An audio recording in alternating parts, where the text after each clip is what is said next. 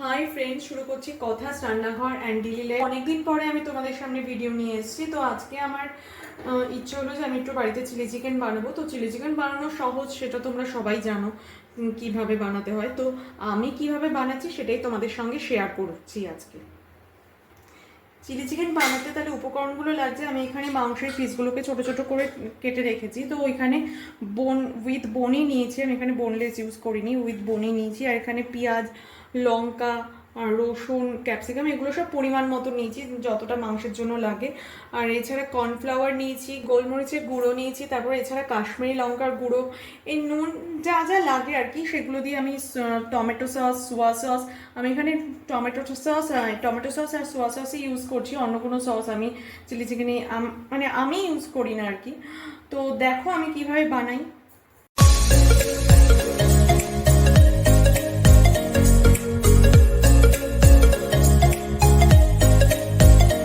প্রথমে আমি মাংসটাকে ম্যারিনেট করে রাখবো। তো মাংস ম্যারিনেটের জন্য প্রথমেই আমি এখানে কর্নফ্লাওয়ার দিয়ে দিলাম কিছুটা পরিমাণ।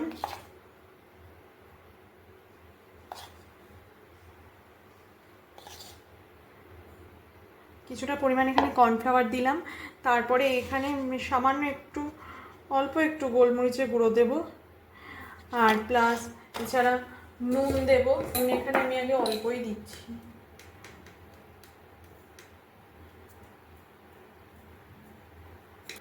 তারপরে এখানে সামান্য একটু সোয়া সস ইউজ করব। এখানে সোয়া সসটা বেশি দেবো না, অল্পই দেবো।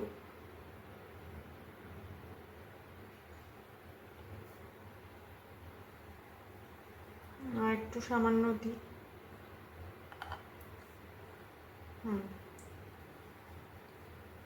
এবার আমি এটাকে ম্যারিনেট করে রাখবো। তো ম্যারিনেট করে আমি কিন্তু এটা বেশিক্ষণ রাখি না, আমি মানে রাখি না বলতে গেলে, ম্যারিনেট করে আমি একবারে ভাজতে শুরু করে দিই। তাতেও কিন্তু বেশ খেতে ভালোই লাগে।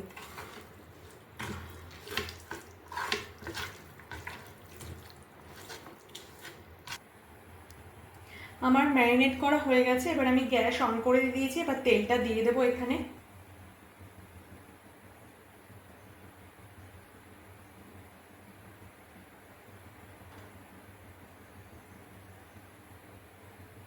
প্রথমে আমি তেলের পরিমাণটা এরকমই রাখলাম, পরিমাণ মতন। এখানে আমি রাইস ব্র্যান অয়েল ইউজ করেছি, সেই অয়েলটা দিয়ে দিলাম। এটা আবার গরম হওয়া মাত্রই আমি পকোড়াগুলো ছাড়তে শুরু করবো। তোমরা চাইলে এখানে সাদা তেলেও ইউজ করতে পারো। তেল আমার গরম হয়ে গেছে, এবার আমি এগুলো এক এক করে পকোড়া ছাড়বো।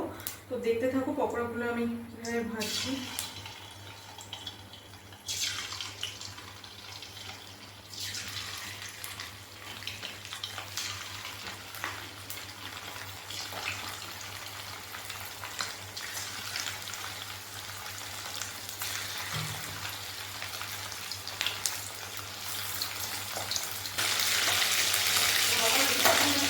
ভাজাটা হয়ে এসছে পকোড়াগুলো, আর একটু বাকি আছে। এটা হয়ে গেলে এবার উঠিয়ে নেবো, আর একটু লাল লাল হয়ে গেলে আমি উঠিয়ে নেবো। এটা তো বেশি লাল লাল করার দরকার পড়ে না। পকোড়াগুলো আমার সব কটা ভাজা হয়ে গেছে, আমি এই প্লেটের মধ্যে তুলে নিয়েছি। এইবার আমি মেন প্রিপারেশনটা শুরু করব। প্রথমে আমি এই কড়াইতে ওই যে তেলের মধ্যে পকোড়াগুলো ভেজেছি সেই তেলের মধ্যেই আমি এই যে রসুনটা থেতো করে রেখেছিলাম সেই রসুনটা দিয়ে দিলাম। দিয়ে একটু নাড়াচাড়া করবো, বেশিক্ষণ নাড়াচাড়া করতে হবে না।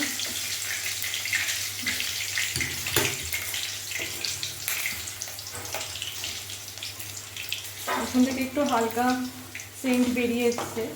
এইবার আমি এর মধ্যে ওই যে পেঁয়াজ, ক্যাপসিকাম ওগুলো যে কুচি কুচি মানে যেগুলো কেটে রেখেছিলাম স্লাইস করে সেগুলো সব দিয়ে দিলাম। তার সাথে লঙ্কাটাও দিয়ে দেবো।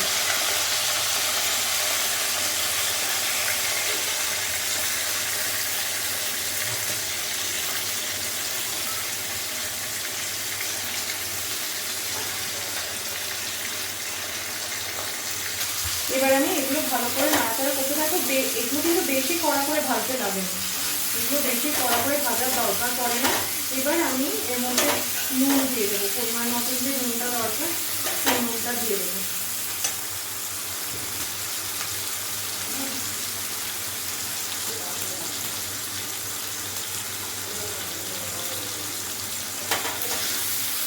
এবার আবার এটা ভালো করে ভাজতে থাকবো, একটু নাড়াচাড়া করতে থাকবো।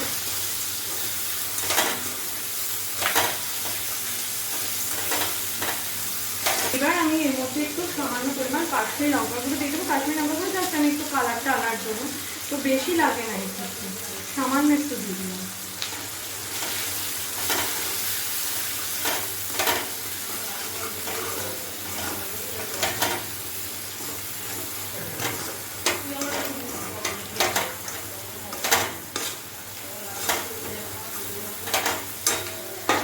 আর একটু দিলে দেওয়া যায় অল্প।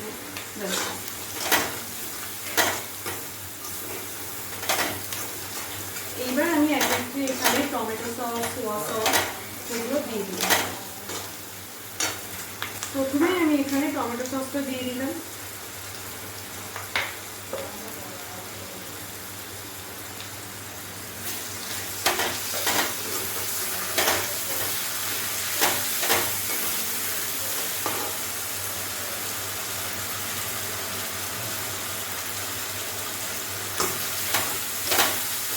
এবার আমি এর মধ্যে সোয়া সস দিয়ে দিই। এই চিলি চিকেনে তো আরও অনেক রকমেরই সস ইউজ করা যায়, তবে আমি দুটো সসই ইউজ করি, এতে কিন্তু দারুণ লাগে। তো এখানে সোয়া সসটা দিয়ে দিচ্ছি, এখানে 1 চিপি দিয়েছি, আরও 2 চিপি দেব। 2 চিপি বলতে 3 চিপি পুরোপুরি না, 3 চিপি থেকে একটু কম।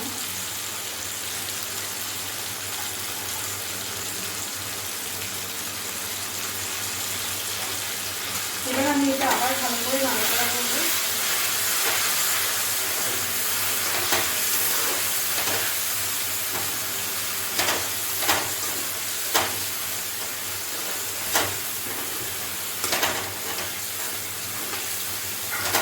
এবার আমি এর মধ্যে যে পকোড়াগুলো ভেজে রেখেছিলাম সেই পকোড়াগুলো দিয়ে দেবো।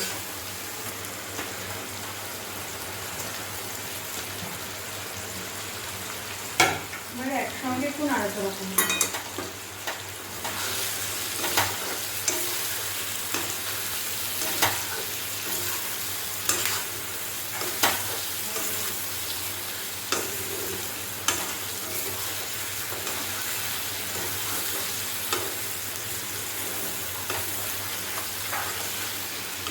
সামান্য একটু এখানে জল দেবো, আমি জল ইউজ করবো।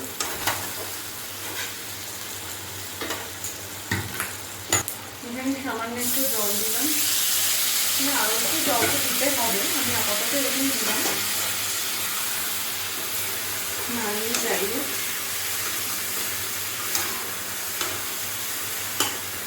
এখানে আমি আর একটু পরিমাণ জল দেবো, কারণ এটা তো গ্রেভি রাখতে হবে, এটা তো ড্রাই চিলি চিকেন না, এটা গ্রেভি রাখতে হবে, তাই আমি এখানে জল দিলাম।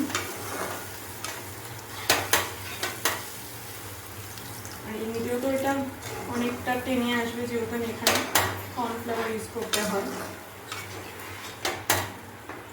এবার আমি এখানে কর্নফ্লাওয়ারটা অ্যাড করবো, তো কর্নফ্লাওয়ারটা আমার জলে গুলতে হবে।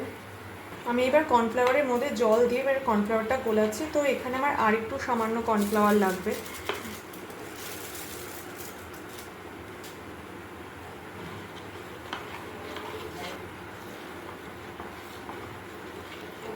আমার কর্নফ্লাওয়ারটা গোলানো হয়ে গেছে, এবার আমি এই কর্নফ্লাওয়ারটা ওটার মধ্যে অ্যাড করে দেবো।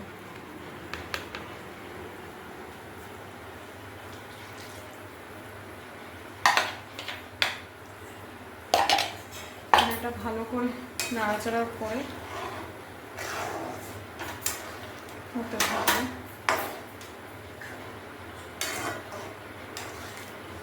এটা তো বেশিক্ষণ ঢাকা দিয়ে রাখা দরকার নেই, কারণ এটা এখনই যে টেনে আসতেও শুরু করেছে। এবার কিছুক্ষণ এটা ফুটুক, তারপরই হয়ে যাবে আমাদের আজকের রেসিপি চিলি চিকেন। আমাদের চিলি চিকেনের এই রেসিপিটি অলমোস্ট রেডি হয়ে গেছে, তো আমি একটা বাটির মধ্যে এটাকে সার্ভও করে নিয়েছি। তো দেখো তোমরা, চিলি চিকেনটা দেখতে ঠিক এরকমই হয়েছে। তো এইটাকে, এই চিলি চিকেন দিয়ে গরম গরম ফ্রাইড রাইসের সঙ্গে চিলি চিকেন আজকে আমরা খাবো। তো আজকের মতন ভিডিওটি এখানেই শেষ করছি, আবার পরবর্তী পর্বে নতুন কোনো ভিডিও নিয়ে তোমাদের সামনে হাজির হব।